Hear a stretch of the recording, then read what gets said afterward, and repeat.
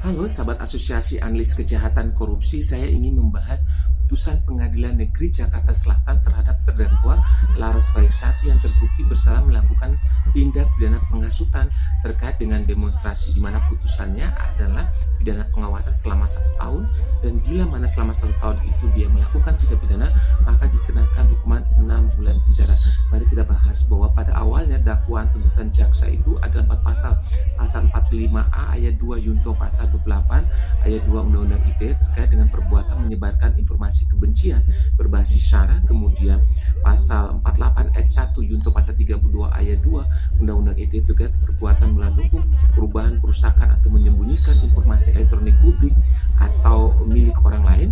Kemudian pasal yang ketiga adalah pasal 160 KUHP yang lama ya, tindak pidana perbuatan penghasutan untuk melakukan kekerasan atau pelanggaran hukum terhadap penguasa umum.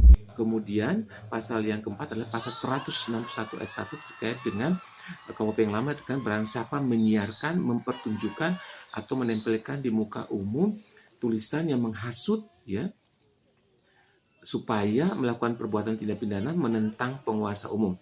Nah, dari 4 pasal ini, majelis hakim yang terbukti adalah pasal 161 ayat 1, di mana barang siapa menyiarkan, mempertunjukkan atau menempelkan di muka umum tulisan yang menghasut supaya melakukan perbuatan pidana menentang penguasa umum, ini yang terbukti.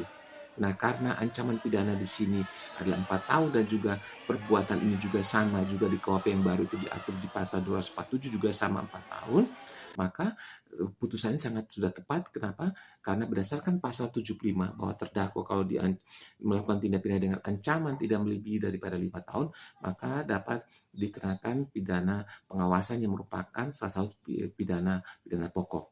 Dan kemudian yang kedua juga mempertimbangkan juga pasal 70 ayat 1 C bahwa terdakwa baru pertama kali melakukan tindak pidana, dan ini putusan yang tepat sekali karena ancaman pidana tidak lebih dari 5 tahun dan baru pertama kali melakukan tindak pidana, dan yang bersangkutan dapat dikenakan pidana pengawasan.